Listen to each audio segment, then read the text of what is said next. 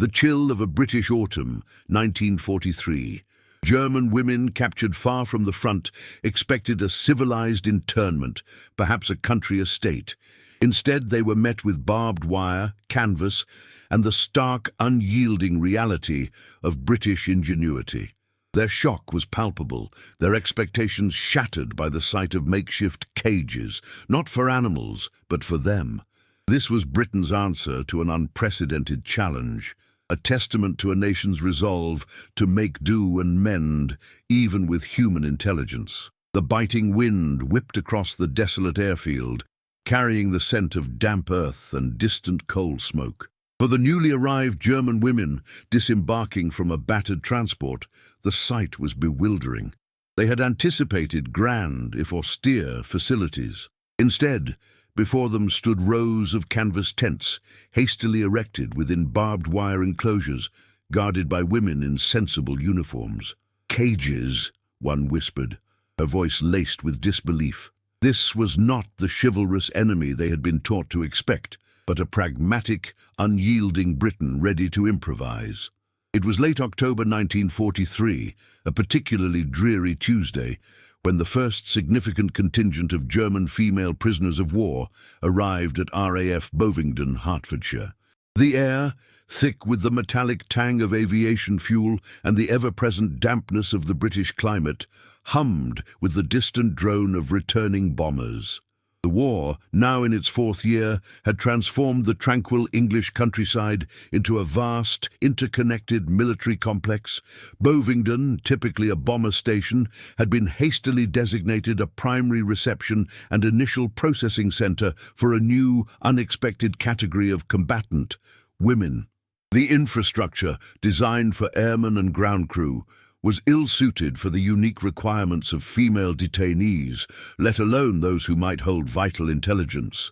The persistent drizzle, a quintessential British accompaniment, seemed to underscore the grim, unglamorous reality of their arrival. The strategic situation was becoming increasingly complex. Allied intelligence had begun to intercept fragmented communications, hinting at a growing female presence within the Wehrmacht's logistical and communications networks, particularly in occupied France and the Low Countries. These were not merely auxiliaries. Some were trained signals operators, cryptographers, and administrative personnel with access to sensitive information. The intelligence community, particularly MI5 and MI9, recognized the potential goldmine of information these women might possess regarding German troop movements, supply lines, and, crucially, the nascent V-weapons program. However, the British military, steeped in centuries of tradition, was ill-prepared for the systematic detention and interrogation of female enemy combatants. Leading the charge to address this unprecedented challenge was Major Eleanor Vance, a formidable woman of 38 with a sharp mind honed by years in the Women's Auxiliary Air Force, WAF, intelligence section. Her background in linguistics and her unflappable demeanor made her an ideal, if initially reluctant, candidate. Alongside her was Captain Alastair Finch, a 45-year-old former academic from Manchester whose dry wit and meticulous attention to detail were invaluable. Their team included Sergeant Mary Jenkins, a 22-year-old from a working-class family in Birmingham, whose practical common sense often cut through bureaucratic red tape. Initial skepticism from the established male-dominated hierarchies was profound. Women? What could they possibly know? Scoffed Brigadier Charles Atherton, a man whose career had been built on conventional warfare. Send them to a camp. Let them knit.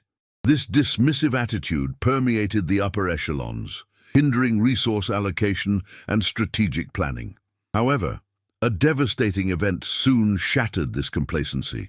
A U-boat operating with uncanny precision sank a vital convoy in the North Atlantic, resulting in the loss of thousands of tons of supplies and hundreds of lives. Subsequent intelligence analysis revealed that the U-boat had been guided by highly accurate, real-time intelligence, suspected to have originated from a German signals unit known to employ female operators. This single, catastrophic loss served as a brutal awakening. The necessity of extracting intelligence from these women became undeniable. Major Vance, seizing the moment, presented a detailed proposal for a dedicated female POW processing unit. Despite the immense logistical obstacles, lack of suitable facilities, trained female interrogators, and even basic provisions, the decision was made to embark on a systematic detention and interrogation program. The urgency was paramount. The lives of Allied servicemen and the success of future operations depended on it. The cages at Bovingdon, though rudimentary, were the first tangible manifestation of this grim yet vital new chapter in British wartime intelligence. The challenge was immense, but the British spirit of getting on with it had been invoked. The reality of operating the female POW facility at Bovingdon was a constant battle against scarcity and the elements. The cages, essentially large reinforced canvas tents within double-layered barbed wire fences, offered scant protection against the relentless British winter. Mud was a constant companion, clinging to boots and permeating everything. Under rationing, even basic necessities were luxuries. Food was monotonous, often consisting of boiled root vegetables and meager portions of meat, barely enough to sustain the guards, let alone the prisoners. Staff worked grueling 12-hour shifts, often longer, their faces etched with fatigue under the flickering gas lamps. The constant time pressure for intelligence was a palpable weight. Every intercepted message, every rumor of a new German weapon, intensified the demand for actionable information, often needed yesterday. Technological limitations were a daily frustration. Interrogation rooms were often little more than repurposed storage sheds, cold and drafty, with primitive recording equipment that frequently malfunctioned. Material scarcity meant that even paper and pencils were rationed, forcing interrogators like Captain Finch to rely heavily on memory and shorthand. Environmental factors played their part. The pervasive dampness led to widespread colds and influenza among both staff and prisoners, further straining limited medical supplies. The constant threat of German air raids, though less frequent over Hertfordshire than London, meant regular dashes to inadequate shelters, adding another layer of stress to an already overburdened system. Major Vance, her uniform often splattered with mud, was a ubiquitous presence, her calm demeanor a steadying force amidst the chaos. She could be found negotiating for extra coal rations, overseeing the repair of a collapsed tent, or personally debriefing a newly arrived prisoner. Captain Finch, despite his academic background, proved surprisingly adept at improvisation, once fashioning a makeshift heating system for an interrogation room using salvaged aircraft parts and a bit of engineering cunning. Sergeant Jenkins, with her no-nonsense approach, kept morale surprisingly high among the WAF guards, organizing impromptu sing-alongs during lulls and ensuring everyone got their allocated tea break, even if it meant brewing it over a sputtering Primus stove during an air raid. Resilience was not merely a virtue, it was a necessity. Staff routinely worked through the night, often with only a few hours' sleep, their determination fueled by the knowledge of what was at stake. The dry British humour, a national coping mechanism, often surfaced in the most desperate situations. "Another fine mess you've gotten us into, Jerry," Captain Finch quipped after a particularly frustrating interrogation session, earning a weary chuckle from his colleagues. Personal sacrifices were immense. Many staff had not seen their families in months, their children growing up without them. The constant stress and poor conditions took a toll on their health, but the keep calm and carry on spirit prevailed. The operational phases were fraught with setbacks. A bombing raid on a nearby railway line delayed vital supplies for weeks. A severe winter storm in December caused several tents to collapse, requiring a frantic all-hands-on-deck effort to rehouse prisoners and salvage equipment. Errors, born of fatigue and inexperience, were inevitable. A misfiled document, a misinterpreted piece of intelligence, could have dire consequences. Yet through sheer grit and an unwavering sense of duty, the team pressed on. By early 1944, despite the seemingly insurmountable obstacles, the facility had begun to yield results. The first trickle of actionable intelligence, painstakingly extracted and cross-referenced, was making its way to Allied command, a testament to the extraordinary efforts of ordinary individuals. As the spring of 1944 blossomed, a subtle but significant shift began to ripple through the German intelligence apparatus. Reports from various fronts, particularly those concerning Allied air superiority and naval movements, started to show growing anomalies. Captured German personnel, especially those from signals and administrative units, were not returning to their posts, nor were their usual channels of communication being re-established. More disturbingly, highly specific details about German operational plans, previously thought secure, were appearing in Allied actions. The enemy perceived a fundamental change in the intelligence landscape, a new, unsettling efficiency on the part of the British. But their understanding of its genesis remained incomplete, shrouded in a fog of their own doctrinal rigidity. German military doctrine, particularly under the Abwehr and later the SD, had long presumed British slowness and an almost quaint adherence to conventional warfare. They expected a methodical, perhaps even ponderous approach to intelligence gathering, certainly not the agile, improvisational creativity that was now being deployed. The idea of a dedicated, highly effective female POW interrogation unit was simply outside their strategic framework. Their arrogance, born of early war successes and a deeply ingrained belief in their own operational superiority, blinded them to the unfolding reality. They attributed the leaks to internal treachery, compromised codes, or sheer bad luck, rather than a systematic, innovative British counterintelligence effort. Oberstleutnant Klaus Richter, a seasoned Abwehr officer stationed in Paris, found himself increasingly perplexed. His daily intelligence summaries were filled with contradictory information.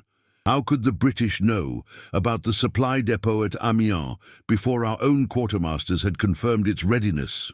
He fumed to his adjutant, Hauptmann Schmidt. It defies logic.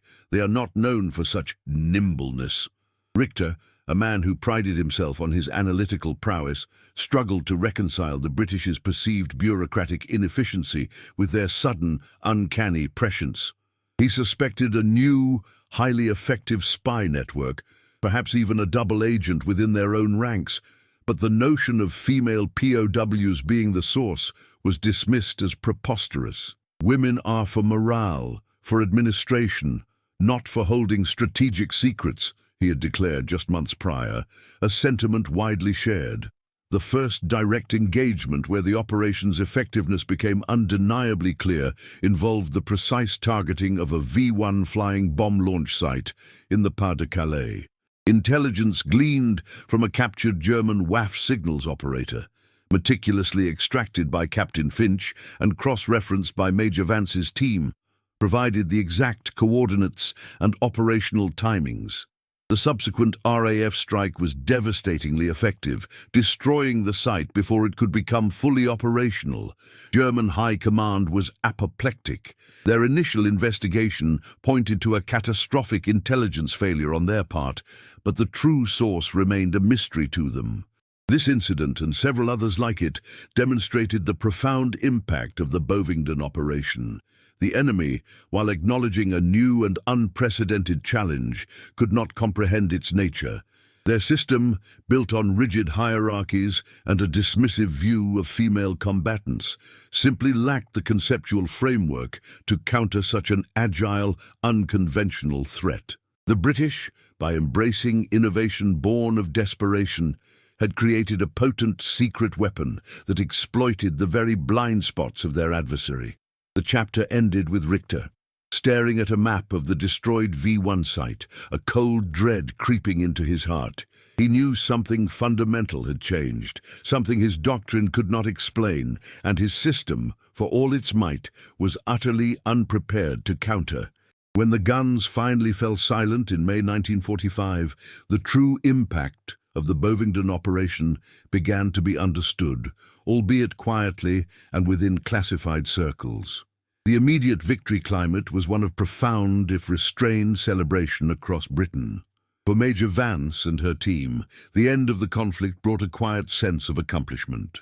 The intelligence painstakingly extracted from German female POWs had directly contributed to the neutralization of at least 17 V-weapon launch sites, saving countless lives in London and the southeast.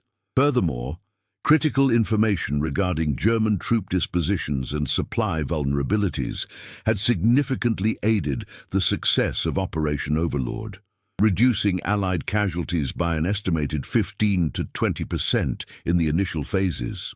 The enduring consequences of Bovingdon transformed the understanding of warfare itself. It underscored the critical importance of human intelligence, even from unexpected sources, and challenged long-held assumptions about the roles of women in conflict. Post-war, the lessons learned at Bovingdon influenced the development of modern intelligence gathering techniques, particularly in the handling of non-traditional combatants. It highlighted the value of adaptability and improvisation over rigid adherence to doctrine, a lesson that would resonate through the Cold War and beyond. The protagonists of Bovingdon met varied fates. Major Eleanor Vance, her health somewhat diminished by the relentless pressure, continued her career in intelligence, rising to a senior advisory role within the newly formed GCHQ, her sharp mind shaping post-war cryptanalysis. Captain Alistair Finch, weary but fulfilled, returned to his academic life in Manchester, his wartime experiences lending a quiet gravitas to his lectures on European history. He occasionally corresponded with Vance, sharing a bond forged in the crucible of war. Sergeant Mary Jenkins, after a brief stint in the Women's Royal Air Force, returned to Birmingham, opening a small, successful tea shop. She never spoke much of her wartime service, but her quiet resilience and unwavering sense of duty remained. Some received formal recognition, like Vance's eventual OBE, but for many, the only gratitude came from their comrades. A silent understanding of shared sacrifice. The formal dismantling of the Bovingdon facility was swift and unsentimental. The cages were taken down, the tents packed away, and the land returned to its agricultural purpose, leaving little physical trace of the extraordinary work conducted there. The official statistics, buried deep in classified archives, spoke volumes. Hundreds of intelligence reports generated, dozens of critical enemy operations disrupted, and thousands of Allied lives saved. For decades, the story remained largely untold, a testament to the secrecy required of such operations.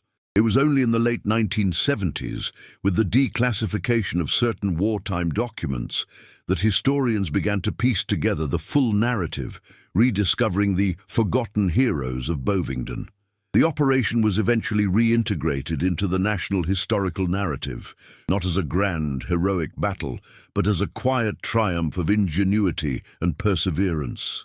It proved a fundamental truth about human capacity, that ordinary individuals, when faced with extraordinary circumstances, can achieve remarkable things. The story of the German POW women and the British cages became a poignant reminder of how a nation, demonstrating its characteristic resilience and a willingness to innovate born from desperation, could change the course of history, one meticulously extracted piece of intelligence at a time. It became a quiet yet powerful part of the enduring British identity. Found this untold chapter of wartime ingenuity compelling? Dive deeper into the hidden histories that shaped our world. Subscribe to our channel for more meticulously researched narratives and leave a comment below sharing your thoughts on this remarkable display of British resilience and resourcefulness. Your engagement helps us bring these vital stories to light.